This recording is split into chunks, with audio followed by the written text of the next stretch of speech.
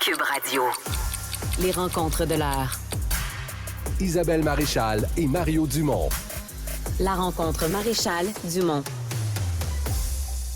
Bonjour Isabelle. Bonjour Mario. Alors, tu veux me parler de ce dossier du journal ce matin sur nos jeunes qui sont en détresse, s'enlèvent la vie, jusqu'à une jeune, la plus jeune de 10 ans. Là. On a fait des rapports du coroner des 3 dernières années. La plus jeune avait 10 ans. Écoute, quand je vois ce genre d'histoire, ça vient me toucher droit au cœur parce que ça touche bien sûr ça touche les enfants d'abord, puis comme parents, mais comme humaine, je me dis, mais qu'est-ce que ça dit de notre société quand nos enfants s'enlèvent la vie, Mario? À cet âge-là? Moi, si jeune que ça. Tu sais, on est au courant du suicide de jeunes adultes. On sait que il y a beaucoup de détresse, il y a de la toxicomanie, il y a des relations difficiles parfois qui te mènent à une espèce d'écœur en titre de la vie. Il y a le mal-être. On a parlé beaucoup de ça au cours des dernières années. On sait que à l'école, entre autres, l'intimidation reste encore un problème important. D'ailleurs... Qui ressort dans ces dossiers de coroner. La petite Anne-Sophie, qui est la plus jeune de 10 ans, qui s'est enlevée la vie, qui disait qu'elle était tannée de faire semblant d'être heureuse. Cette phrase-là... Je suis tannée de faire semblant d'être heureuse. C'est épouvantable. C'est épouvantable. Moi, j'en reviens pas que ces enfants-là se sentent à ce point mal qu'ils aient envie de se pendre, de s'ouvrir les veines, de mourir. Même que les experts disent qu'à cet âge-là, même la relation avec la mort et son côté définitif, là, irréversible, c'est même pas complètement... C'est plus vers 13-14 que tu prends pleinement la mesure de c'est quoi être mortel, là, de la portée de ça. Avant ça, tu l'entends, tu le comprends, mais pas complètement, semble-t-il. Moi, je pense que... Écoute, je pense que les gens qui s'enlèvent la vie... mesurent peut-être pas tous. De toute façon, oui. Ils pensent pas à long terme. Là. On dit souvent, c'est une phrase un peu cliché, mais qui est tellement vraie, c'est une solution radicale et définitive à un problème temporaire. C'est une solution permanente. Une solution permanente à un problème temporaire. C'est une situation de crise et n'ayant pas de solution devant toi, ne voyant pas le bout du tunnel, la seule solution qui semble apparaître comme étant... soulageante, apaisante, c'est de plus souffrir et donc de t'enlever la vie. Mais c'est aussi une perte dans certains cas, ce que tu entends. Une perte de contact avec la réalité aussi. Oui, puis une perte de contrôle, en fait, un sentiment de perte de contrôle sur ta propre destinée. Tu as l'impression que tu peux plus influencer ce qui va t'arriver, que tu n'as plus de prise, et que la seule chose où tu as une prise, c'est de stopper ta vie, là, que tout le reste, tu peux plus l'améliorer, tu peux plus la transformer, tu peux plus la changer, que tu as perdu la capacité. Mais c'est terrible. Là. Mais ça, c'est une crise. Ça, ce que tu viens de décrire, c'est une période de crise. Quand tu es en crise, tu n'as plus ce contact-là avec la réalité. Tu te souviens plus qu'il y a du monde qui t'aime. Tu sais, cette petite fille de 10 ans, il semble que les parents étaient présents tous les deux, qu'ils ont même... il y avait un certain suivi, tout. Il y a quand même beaucoup parmi ces 213 décès là, que le journal a répertorié depuis la pandémie de jeunes de moins de 18 ans qui se sont enlevés la vie. Il y a quand même une certaine partie de ces jeunes-là qui étaient entourés. C'est pas vrai que c'est toutes des mauvaises familles toxiques et non aimantes. Là, mais c'est vrai que même les parents, des fois... D'abord, à partir de 14 ans, puis tu avais une invitée tout à l'heure qui le rappelait, à partir de 14 ans, si t'es un parent qui veut s'occuper encore de la santé de ton enfant, t'es mieux de te lever de bonne heure. Mais ça prend son consentement complet. Oui, mais même quand il le donne, écoute, moi, je pourrais te raconter, je pourrais écrire un livre là-dessus. Combien de fois je me suis fait faire « chut, maman » par un médecin? Moi, je suis dans le cabinet médical avec ma fille, là, puis ma fille tient à ce que sa mère soit là parce qu'elle a juste 14 ans, ou même 15, ou même 16. Puis je vais te dire, mes filles sont grandes, puis des fois, ça se peut encore qu'elles souhaitent que je sois là. Ou pour d'autres maladies, ou leur père, parce que, puis moi, je le conseille à toute personne qui va voir un médecin, de toute façon, fais-toi accompagner, parce que quand tu es devant ton médecin, là, soudainement, la brune se pogne dans tes lunettes, tu peux oublier de poser des questions. Si on t'annonce de mauvaises nouvelles... Exactement, puis il faut prendre des notes, il faut se préparer, puis il y a des gens qui n'ont pas le temps, tu comprends, ils ont 7 minutes écart, alors t'es mieux d'être avec quelqu'un. Puis pour un jeune, c'est quoi le problème d'avoir son parent à côté? Tu sais, c'est comme un... Et tu dis que toi, tu te faisais dire... Ah, moi, écoute... Moi, j'ai déjà dit non, vous allez pas me dire chut, maman. Hey, non, mais moi, je peux, écoute. Ah, oui, je me suis fait faire chut, maman. Puis, tu sais, tu le sens, là. Le médecin, il parle juste, là.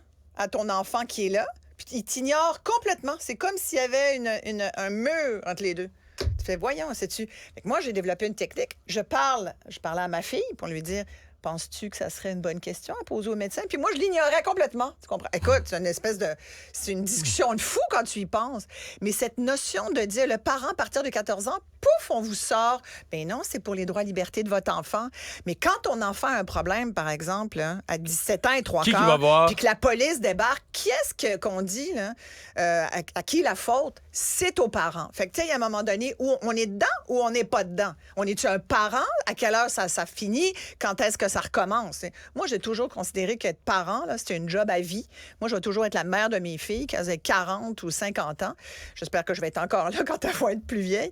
Mais voyons, puis je ferais ça avec tout le monde. Tu sais, je pense que... Et puis les bons parents font ça, je pense. Tu sais, je suis sûre que tu fais pareil avec tes enfants. Puis que, tu sais, on vit en communauté, même si on ne vit pas forcément après avec nos enfants, mais ils nous tiennent au courant de leur vie. Puis c'est pareil avec nos amis. C'est notre village, notre communauté. C'est ça, l'entraide. C'est quand tu vois que l'autre va pas bien, tu lui demandes, ça va pas bien, veux-tu qu'on en parle? Bon, des fois, il veut pas, tu essaies d'y en parler, mais on fait la même chose avec nos enfants. Mais le système nous éjecte. Le système nous permet pas d'être parents. Ça, c'est une chose, à mon avis, là, ça me fait beaucoup réagir.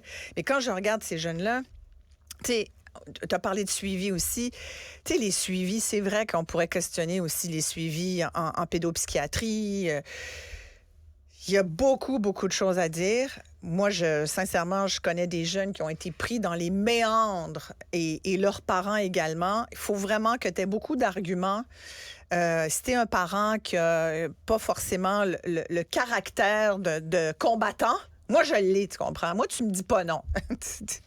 Ou il va falloir que tu me l'expliques longtemps, puis ça se peut que je t'ostine. Mais parce que j'ai une mission de dire, je veux le bon service pour mon enfant. Mais il y a des parents qui vont dire d'accord, parce qu'ils se disent, ben le médecin doit le savoir. Il y a encore bien des gens qui font juste confiance au système, qui disent, ben s'il me dit que c'est pas possible, c'est que c'est pas possible. Ben, hey, regarde, si c'est pas possible, comment on peut faire que ça va être possible? Fait que ça veut dire quoi? Ça veut dire que des fois, t'as pas le psychiatre, puis t'es un psychiatre. Combien de minutes il a, ton psychiatre?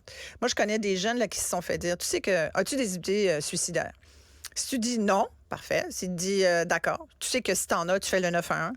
Voir si un jeune, mettons, de 12 ans ou 14 ans ou 16 ans, même 22, qui a des idées suicidaires, va faire le 911.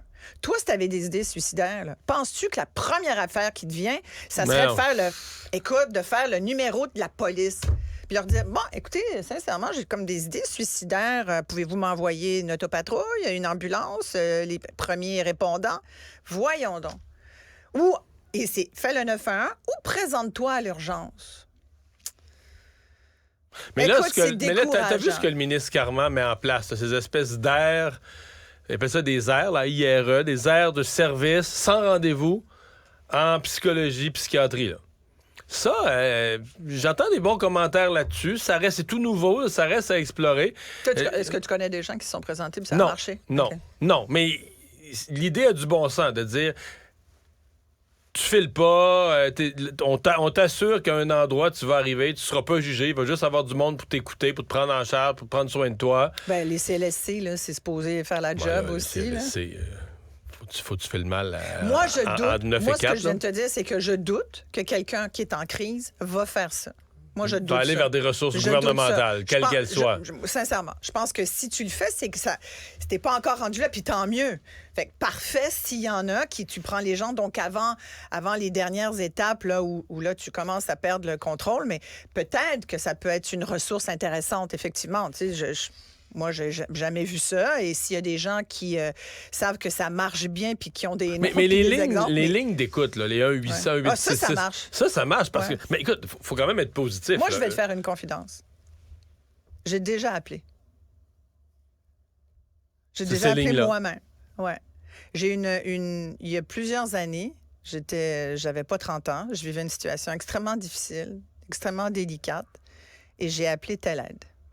Parce que j'étais dans une situation de crise où je me disais, j'en verrais pas le bout, puis j'avais l'impression que je verrais pas le bout de cette nuit-là. Puis c'était trop souffrant. C'était trop souffrant. Et j'ai téléphoné et j'ai parlé avec Je crois qu'il s'appelait Carlos. Écoute, on a dû parler 3 heures. Il m'a juste aidé à... Tu sais, je décompensais, là. J'étais complètement désorganisée dans ma tête. Ça doit être souvent ça, là. Et c'est ça. Ça te prend juste quelqu'un, là, tout de suite. Je te jure, j'ai plus jamais rappelé, puis ça m'a toujours... Je l'ai quand même téléphoné. Tu te rends compte à quel point je pouvais être déprimée, être en détresse et tout, mais cet homme-là m'a sauvé la vie d'une... Tu sais, est-ce que je serais passée à l'acte? Je pense pas, mais tu sais, j'étais vraiment pas bien. Puis je pense qu'il faut le dire quand on n'est pas bien, puis il faut... Mais j'étais pas capable de le dire. En plus, moi, j'étais déjà un peu dans l'œil du public, voir si tu vas aller raconter ça. Tu sais, je te le dis aujourd'hui, ça fait très longtemps, mais c'est quelque chose qui m'habite encore parce que je sais que je me suis rendue à un stade très avancé de la détresse et je me mets vraiment dans la peau des gens qui vivent ça. Et quand je vois le peu de ressources, la mauvaise utilisation des ressources et de notre argent public et toutes les palabres qu'on dit depuis des années, tu sais, ça, là, on le sait, Mario. On le sait depuis tellement longtemps que nos enfants vont pas bien. On sait que c'est relié à l'école. On sait que c'est relié aux conditions économiques des familles. On sait, tout est relié. Mais comment ça se fait qu'on n'a pas un plus grand réseau d'entraide? Là, on est en train de dire des airs. Ben, tant mieux, des airs. Mais, tu sais, je parlais avec l'abbé Paradis cet après-midi. Puis, je parlais de cette jeune petite de 10 ans. Puis, je lui dis, les jeunes de la rue, comment ça va en ce moment? Je prends souvent de ces nouvelles. Tu sais, je suis marraine de Notre-Dame de la rue. Puis là, on a un projet de librairie pour les itinérants parce que, tu sais, t'es tout seul dans la rue. Puis des fois, ben moi, la lecture m'a toujours apporté beaucoup. Puis quand je me sentais seule, ben j'étais pas seule si j'avais un livre. Et Claude Paradis, cet abbé formidable, qui a repris d'ailleurs l'espèce de mandat de Pops, là, le curé dans la rue. D'ailleurs, tout à l'heure, à 5 heures, il va aller dans la rue comme 2 fois par semaine. Il a 68 ans. C'est une œuvre fabuleuse. Tu sais, moi, je l'aide un peu en parlant de lui, mais je fais rien comparativement à ce qu'il fait. Puis donc, il me dit, je veux donner des livres aux itinérants, aux gens de la rue. Moi, j'ai dit, ben d'accord, on embarque. Moi, je vais en parler. Je vais en parler tout à l'heure à Mario. Puis on parle des enfants. Puis je dis, vois-tu beaucoup de jeunes dans la rue? Il dit, c'est épouvantable. Il dit, il y en a plus que jamais. Puis il dit, je vois aussi des jeunes qui sont pas dans la rue, mais qui y vont tout droit. Puis là, il me parlait de ce petit garçon de 9 ans qui lui avait dit dernièrement, Monsieur le curé, moi, je pense que je suis pas de la bonne génération. Claude Paradis lui dit, comment ça? Pourquoi tu dis ça? Il dit, moi, je suis la génération du désespoir. Moi, je suis née avec ça. Ma génération porte le désespoir. Le petit gars, il a 9 ans, Mario. Comment il peut avoir une idée comme celle-là? Comment? Mais exact. J'ai dit, mais voyons, d'abord, comment il connaît le mot désespoir, il le ressent, puis lui, il pense que toute sa génération, c'est une génération perdue, une génération de... T'imagines? Puis il me racontait l'histoire d'un autre jeune aussi, 7 ans, qui avait fait 2 tentatives déjà de suicide, parents toxicaux, grand-mère maternelle où il a été placé par la DPJ est alcoolique. Claude me disait, il aurait dû la mettre avec la grand-mère paternelle, mais la DPJ semble avoir jugé que c'était l'autre plutôt. Bref, ils ont choisi la mauvaise grand-mère. Écoute, tu sais, le genre de cas, tu dis, il y a du Gramby peut-être là-dessous. Tu comprends l'histoire de la jeune fille? Moi, quand j'entends ça, fait que Claude Paradis, dont c'est pas la job, lui, c'est le curé de la rue, dit, je pense que je vais appeler la DPJ à nouveau. Parce que... Alors, tu comprends, il est où le village pour s'occuper de nos jeunes? Voilà. Il est disloqué. Oui, c'est un village qui est occupé à d'autres choses, faut croire. Merci Isabelle. Merci à toi. À demain. Vous venez de vous connecter en direct sur Cube Radio? Pas de stress. Tout est disponible en balado sur l'application Cube ou sur le site cube.ca. Benoît Dutrisac, en semaine des 11. Je suis persuadé que tout le monde veut le retour des Nordiques. Alors ça, c'est la première affaire. Mais arrêtez. Si vous voulez le retour des Nordiques, envoyez pas Éric Girard. Il est pas impressionnant. Gary Bettman, de son 3 pieds 3, va le regarder avec ses talonnettes, puis il va rentrer dans son bureau en riant.